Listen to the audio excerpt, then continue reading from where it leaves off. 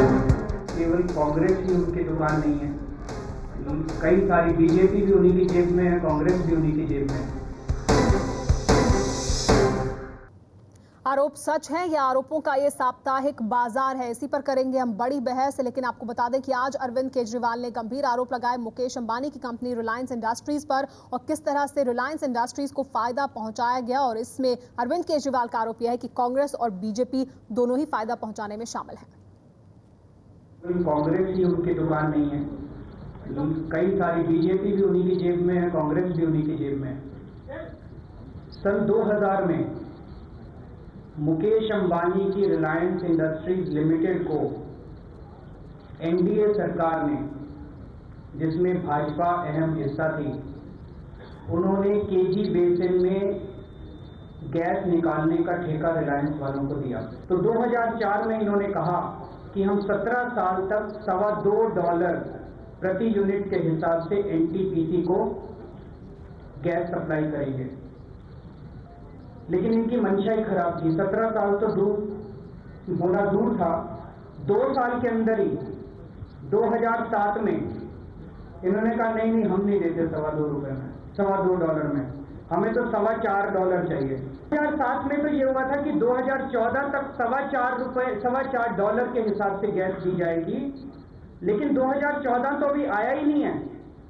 2010 से ही रिलायंस ने दबाव डालना चालू किया कि $4.25 नहीं, हमें तो $14.25 चाहिए। मुकेश अंबानी का असर है कांग्रेस पार्टी पर, कांग्रेस पार्टी की दुकान है मुकेश अंबानी। जो गैस फील्ड दिए गए थे, ये गैस तो हमारी है, इस देश के लोगों की है गैस। ये गैस के फील्ड इनको मालिकाना हक नहीं दिया गया था। हमने तो कहा था भाई तुम इस गैस को निकालो और देश के लिए इसको इस्तेमाल करो। ये तो ऐसे हुआ जैसे मैं एक ड्राइवर रख लूं, उसको कहूं भाई तू ड्राइवर को गाड़ी चलाओ।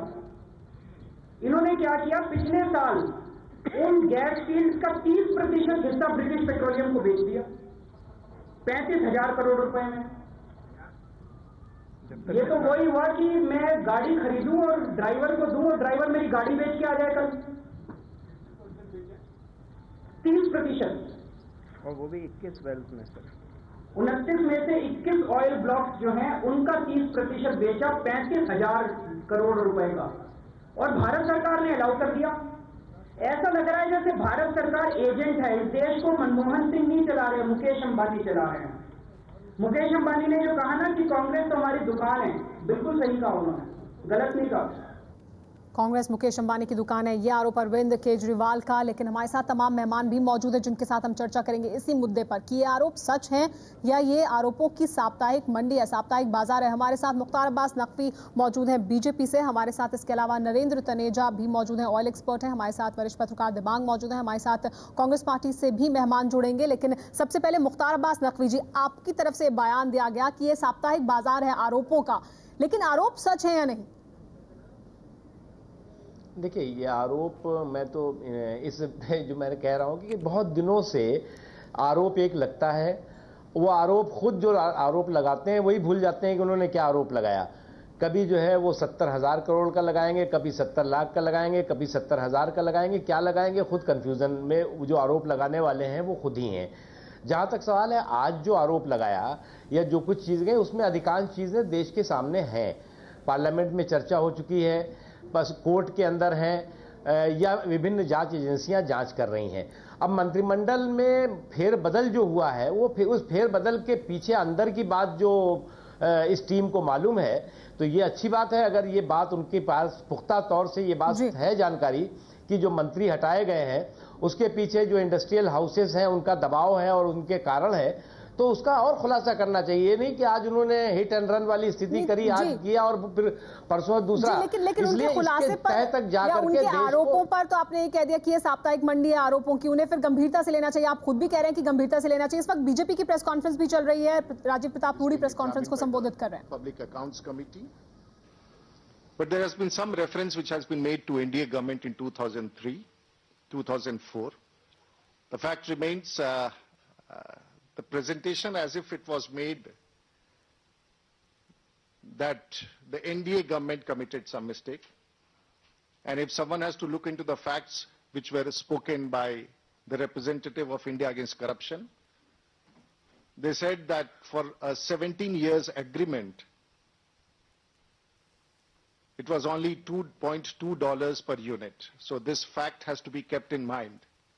And that is the fundamental which is raised a question now, that how come when it was $2.2 during the time of NDA regime and NDA government, which was signed for 17 years, was changed or an attempt was being made to make it $14. Now this is the question, and this is exactly the question which anyone would ask. These are the questions which the CAG has raised, and these are the questions which people of this country would like to understand. So the fact that it might sound very serious today, but these facts were existing, and I'm sure these facts need to be addressed. But a point here of reference is Mr. Jaswant Singh today has given a press release. It was for some reason that press release could not be delayed. It got delayed in distribution at 3 o'clock. And he has very categorically said that why has the petroleum minister been removed? Was Mr. Jayapal Reddy not found very convenient? And he has raised some important queries on the decision of the EJOM. जो मंत्रिमंडल का समूह है, empowered group of ministers, जिसने इन निर्णयों को लिया है, उनसे उन्होंने विशेष तौर से ये सवाल खड़े किए हैं और अपने विज्ञप्ति में उन्होंने जानना चाहा है कि आखिर किस आधार पर जो शॉर्टफॉल प्रोडक्शन के बारे में कहा गया है, जो कॉस्ट ऑफ रिकवरी के आधार पर जो नए दर लागू किए गए हैं, आखिर वो एम्पावर्ड ग्रुप ऑफ मिनिस्टर्स ने किस बेसिस पर लिया है। और श्री जसवंत सिंह ने इस बड़े विषय को उठाया है। हम चाहेंगे कि उनके तमाम टिप्पणियां जो उनके प्रेस वक्तव्य में किए गए हैं, उनमें कई विषय उन्होंने उठाए हैं, और उन्होंने ये भी कहा है कि उच्चतम न्यायालय ने सरकार को ये अधिकार दिया था कि इस पर आप निर्णय लें। तो आखिर प्रधानमंत्री ने इस विषय पर जो देश के हित में निर्णय था, उन्होंने क्यों नहीं लिया? माननीय जसवंत सिंह ने ये अपने सवाल में खड़े किए। But nonetheless, having said all this, इन सब बातों को कहने के बाद हम ये कहना चाहेंगे कि the people of this country deserve an answer to all these queries. And all these facts which have been charged against the government should be brought in public domain.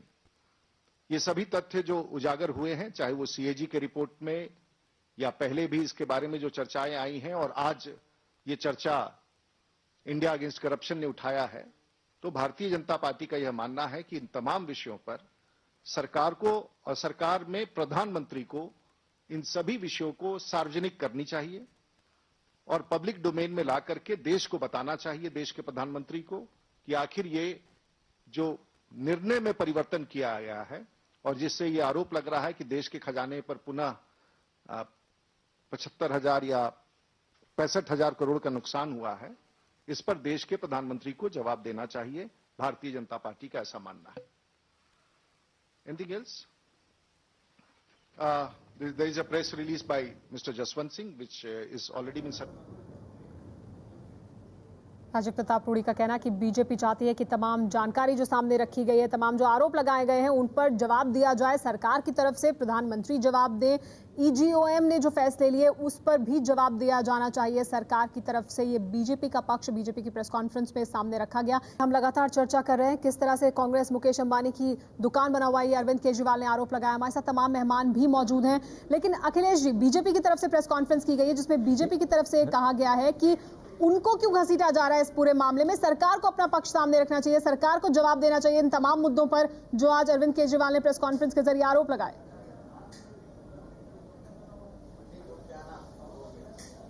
देखिए, ये जो आज अरविंद केजरीवाल जी ने जो सारी बातें कही हैं, ये हमेशा मीडिया में छप चुका है और पब्लिक डोमेन की चीजें थी, उसको एक एक पन्ने पे उन्होंने कंपाइल करके एक बात बता दी। और इससे रिगार्डिंग मामला सुप्रीम कोर्ट में भी गया था दोनों भाइयों को लेकर के, जब गैस के डिस्ट्रीब्यूशन और उसके दामों को लेकर के, तो बहुत सी चीजें उस समय भी उजागर हुई थी।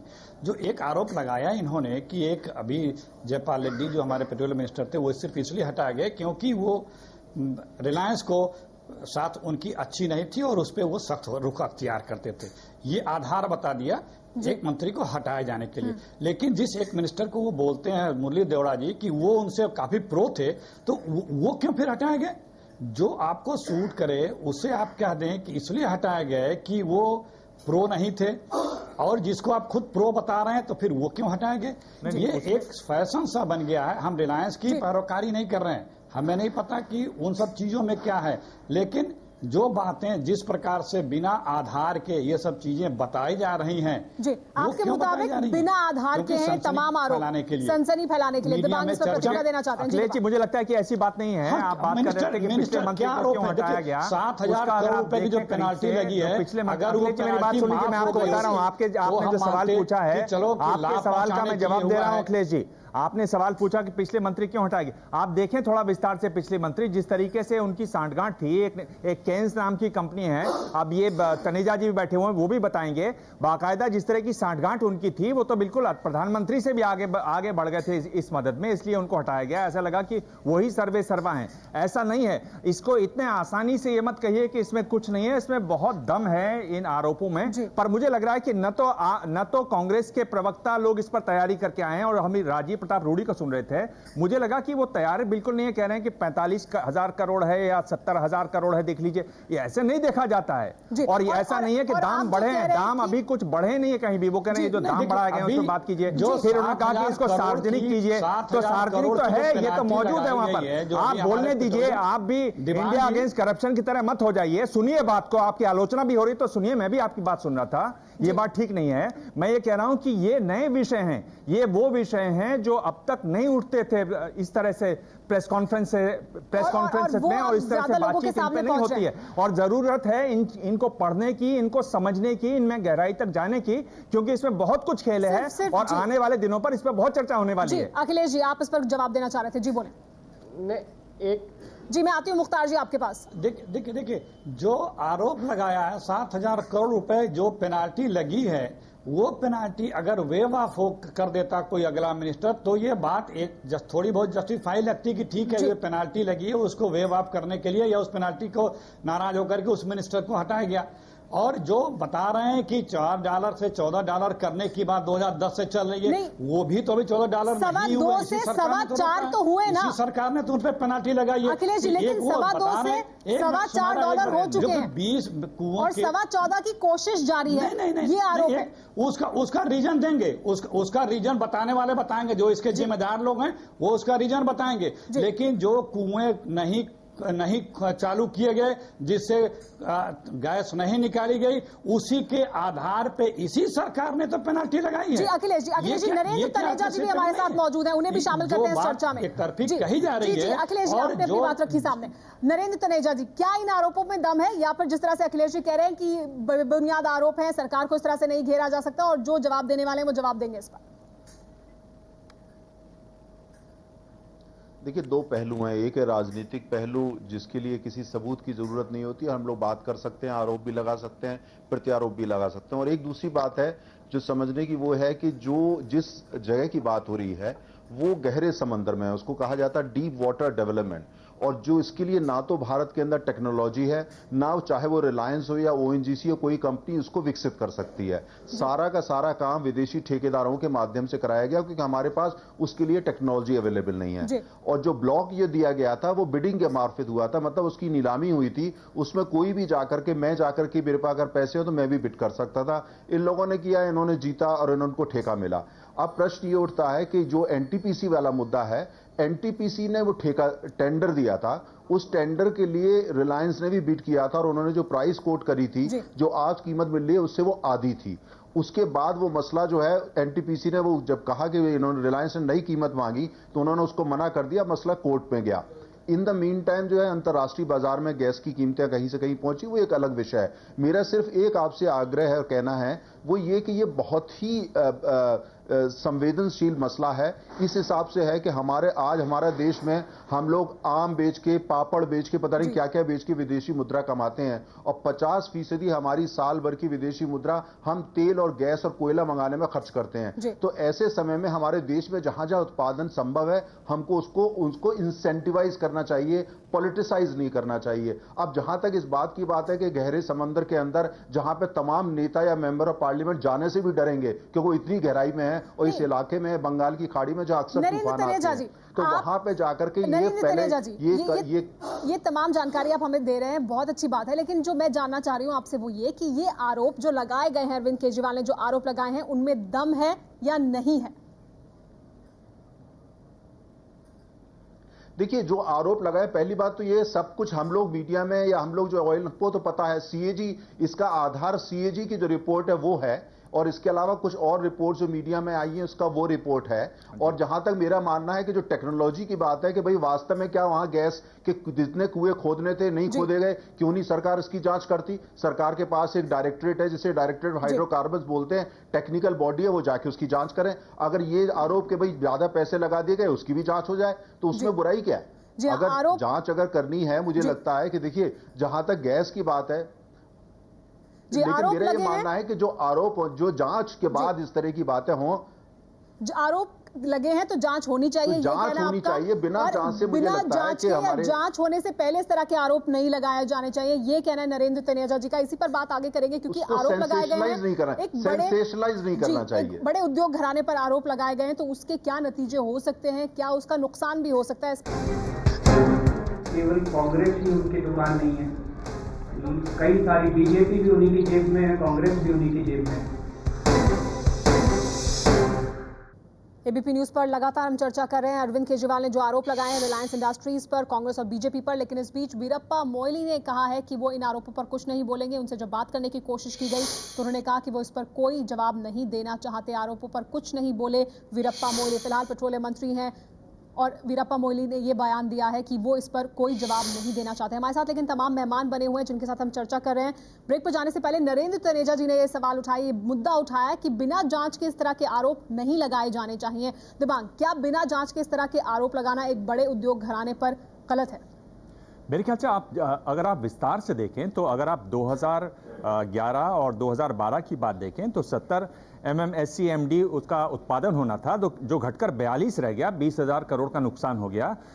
12 और 13 के प्रोजेक्शन देखें तो जहां 80 होना था वहां 25 हुआ, 45,000 करोड़ का नुकसान उसमें होता नजर आया। और आप ये देखिए कि एम्पावर्ड ग्रुप ऑफ मिनिस्टर्स, यानी जो एक दल है पूरा बड़े जिसमें मंत्री बैठते हैं, पीएमओ के अलावा, उन्होंने भी कहा कि आप अटॉर्नी जनरल से इसकी राय लीजिए। आपको दाम बढ़ाने हैं, आप उसके लिए इतना ज्यादा दबाव डाल रहे हैं। अटॉर्नी जनरल ने कहा कि ये तो न्यायिक मामला नहीं है, नीतिगत मामला है। फिर भी मुझे लगता है कि इसमें अप्रैल 2000 उनकी बात भी सुन लेते हैं। माफ कीजिएगा, मैं आपको रोक रहे हैं। सरकार 120 करोड़ लोग जो चलाता है इस सरकार को, ये जो एलिगेशन कर रहा है सब बेसलेस है, उसमें कोई सच्चाई नहीं है। Sir, in English, he told Kejriwal PM under pressure to agree or to all this. He is an economist, and it is not possible. He does not understand what doing under pressure. It has been a fashion for these members of this IAC and especially Mr. Kejriwal to make all kind of allegations against the government to be in the news. And as far as the pricing is concerned, it is purely executive job. It has nothing to do with the government. And Mr. Kejriwal should clarify from where does he get the funds, right from Ramlila ground agitation to this today's press conference. And he can't run away from that. It is an habit of these people to just shoot and scoot and run away from the issue. They just make allegations and run away. V K Hariprasad, उनका कहना कि fashionable हो गया है, fashion में ये आरोप लगाए जा रहे हैं और आरोप लगाना और भाग जाना, इस तरह की रणनीति के तहत अरविंद केजरीवाल और उनके साथी आरोप लगा रहे हैं। बेबुनियाद हैं तमाम आरोप। शाजिया, वीके हरिप्रसाद का ये कहना, कांग्रेस पार्टी का लगातार यही कहना, बीजेपी की तरफ से भी ये कहा गया था, लेकिन बीजेपी अब जवाब मांग रही है जरूर, लेकिन ये कि आप आरोप लगाते हैं और भाग जाते हैं, ये आपकी फैशन हो गया है।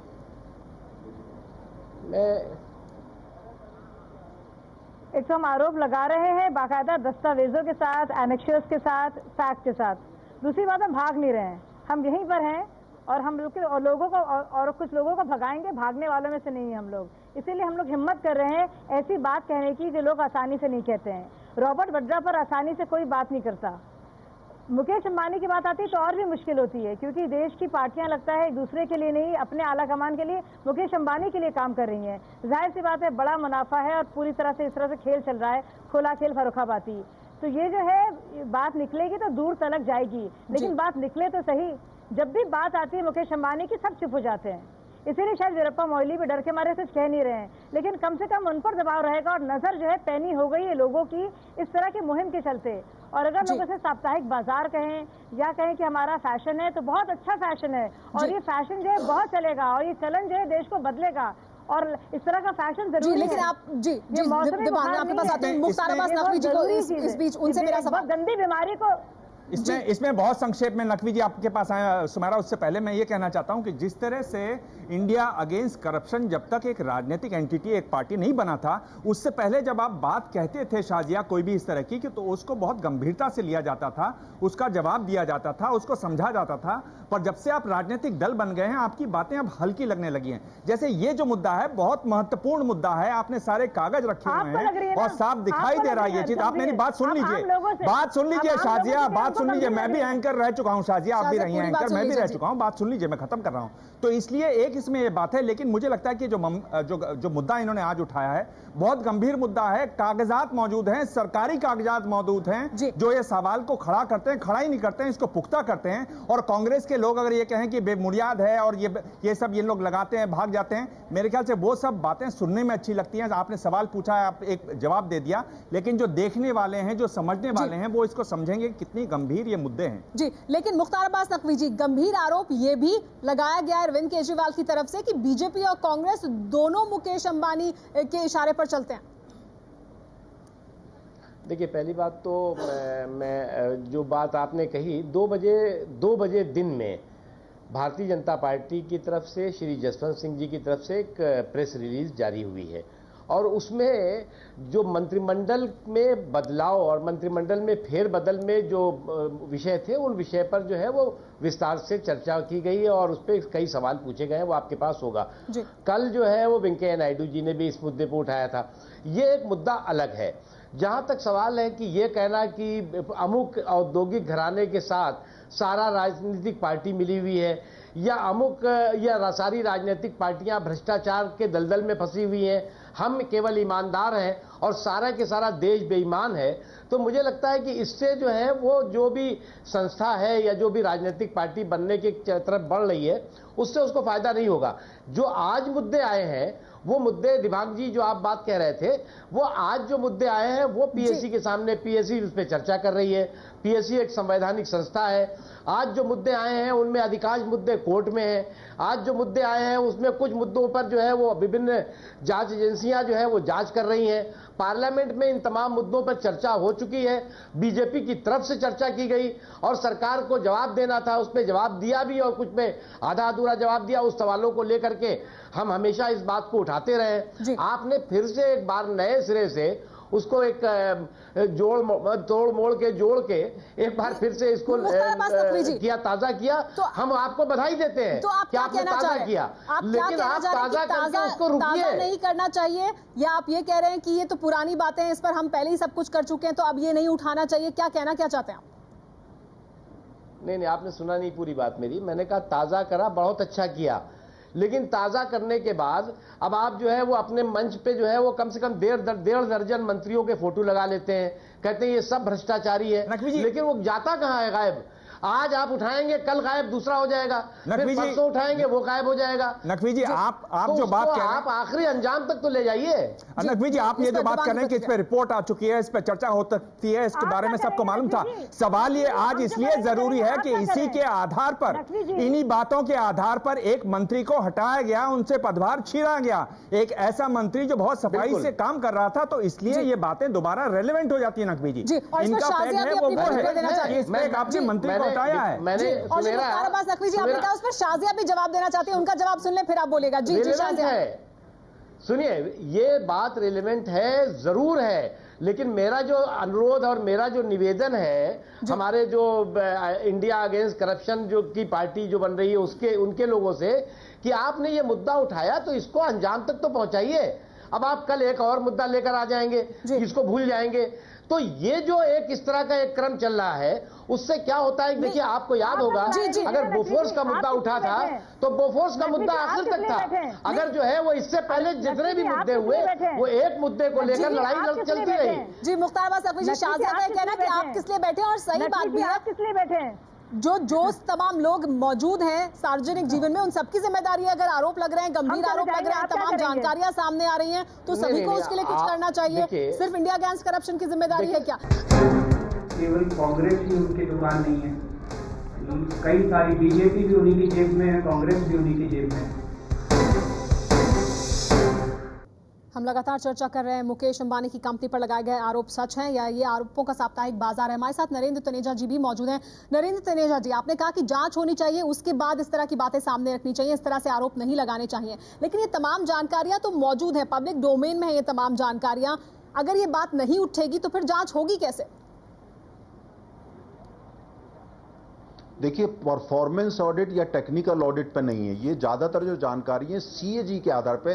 सीएजी जो है वो एक ऑडिट दूसरे तरह का, मतलब कंट्रोलर एंड ऑडिटर जनरल है। मेरा ये कहना है कि जो जितनी भी इस तरह, चाहे वो रिलायंस के बारे में हो या एसआर के या किसी के बारे में हो, ये बहुत गंभीर मसला होता है। हमारे देश में ऊर्जा का भारी अभाव है, एनर्जी सिक्योरिटी बहुत बड़ा मुद्दा बन चुका है। आरोप अगर हैं तो उनको लगाइए। मेरा कहना है एक स्वतंत्र जांच करा लीजिए, स्वतंत्र एक्सपर्ट होने चाहिए, प्रदेश से लेकर के उनको विदेश से आइए और जांच कराइए। उसके बाद पुख्ता तरीके से देश के सामने वो जानकारी रखिए। वो जानकारी जो ऑलरेडी आ चुकी है या जो सीएजी ने दी है वो टेक्निकल नहीं है। मेरा ये कहना है कि ये टेक्निकल मसला है और इसकी जानकारी किसी इंडिपेंडेंट कमीशन या इंडिपेंडेंट एजेंसी के मार्फत होनी चाहिए और उसके बाद उसको बड़ी कंसिस्टेंटली, ये नहीं कि आज कहा और कल आपने दूसरा विषय ले लिया। गंभीर मसला है, अगर इसमें सच्चाई है तो बहुत ही गंभीर मसला है। अब समस्या देखिए ये आ चुकी है कि रिलायंस एक ऐसी कंपनी बन चुकी है, आप जरा सी कोई बात बोले तो लोग आपके ऊपर कहते हैं भाई आप तो रिलायंस के साथ हो गए, मतलब आप एक स्वतंत्र टीका टिप्पणी करने से भी डरते हैं।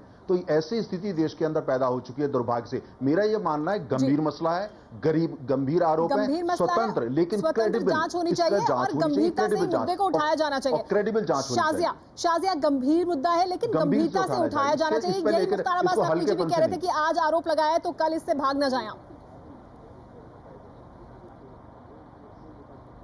नहीं, हम कहीं नहीं भाग रहे हैं और इस तरह की बातें जो पब्लिक डोमेन में हो या ना हो लगातार जांचते रहेंगे और इसके पीछे का अर्थशास्त्र क्या है और राजनीति क्या है ये भी बताएंगे।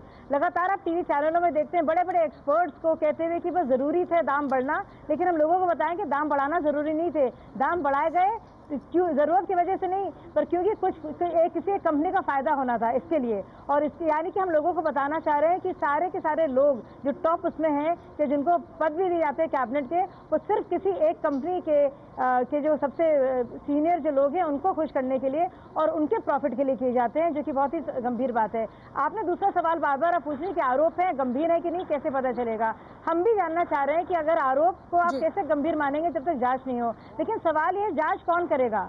जब पूरी बीजेपी और कांग्रेस दोनों मिलकर एक मुकेश अंबानी कहते हैं कि हमारी दुकान है कांग्रेस, और रंजन भट्टाचार्य जी खुद कहते हैं इस बात को कथित तौर पर, जो कि सीडी में सुनाई देता है। तो आप बताइए कौन जांच कराएगा? सीबीआई को आप अपने अधीन रखते हैं, जांच होनी चाहिए लेकिन जांच कराएगा जी, इसी तरह से सिस्टम चलता रहेगा। यही सवाल ले जाते हैं। हमारे साथ अखिलेश प्रताप सिंह जी भी मौजूद है। अखिलेश प्रताप सिंह जी, जब कांग्रेस पार्टी की तरफ से कोई आरोप लग रहे हैं, आपकी तरफ से कहा जा रहा है बेबुनियाद आरोप है, तो फिर जांच कौन कराएगा? इन मुद्दों को गंभीरता से कौन लेगा? आप लेंगे क्या गंभीरता से?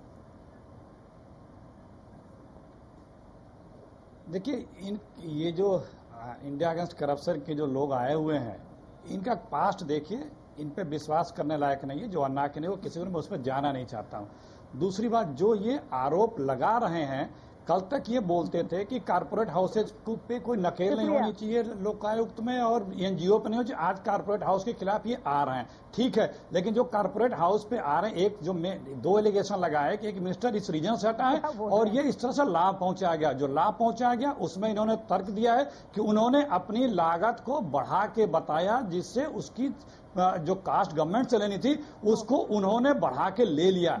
तो अगर इनके पास कोई ऐसे दस्तावेज होते कि ये जो फैब्रिकेट करके कास्ट को बढ़ाया है उसके सपोर्ट में अगर कोई डॉक्यूमेंट देते तब तो हम बात मानते। हालांकि इसके टेक्निकल लोग जवाब देंगे मैं सरकार हूं और मैं रिलायंस हूं, लेकिन इनका फर्ज बनता था कि एक वेग सा आरोप लगाने से बेहतर ये दस्तावेज देते जो पब्लिक डोमेन के दस्तावेज हैं, उनके अलावा कि ये मार्केट रेट थे, ये इंटरनेशनल रेट था और इन्होंने जो कोट किया जिसका लागत बढ़ा के बताई वो इतनी बढ़ाई, इतना डिफरेंस हुआ, इसको उन्होंने चोरी किए। तब तो बात इनके बाद में दम आती। ये तो सिर्फ एक वेग सा आरोप देखा वेबसाइट पे, यही काम 12 करोड़ में हुआ है तो अब ये 32 करोड़ में हो गया, तो इसका डिफरेंस मौजूद है। ये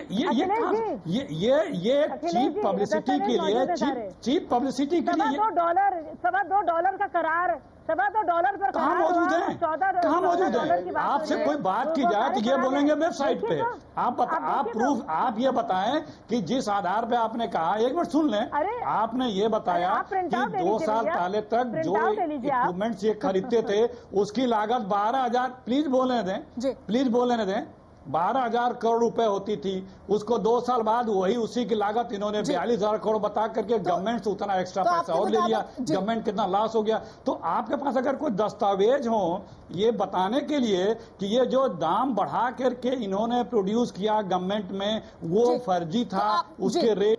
इस पर मुख्तार अब्बास नकवी जी भी अपनी प्रतिक्रिया देना चाहते हैं। जी मुख्तार अब्बास नकवी जी। तो जयपाल समय खत्म हो रहा है, संक्षेप में मैं आपके चैनल को याद दिला रहा हूँ कि आपके चैनल ने तेल, आपके चैनल ने मुख्तार अब्बास नकवी जी संक्षेप में दीजिएगा जवाब, समय खत्म हो रहा है। हाँ, देखिए आपके चैनल ने तेल माफियाओं के साथ सरकार की साठगांठ को लेके बहुत ही गंभीर और बहुत ही, मुझे लगता है तनेजा जी भी उसमें थे उस समय और कई महत्वपूर्ण लोग थे, बहुत गंभीर बहस की थी।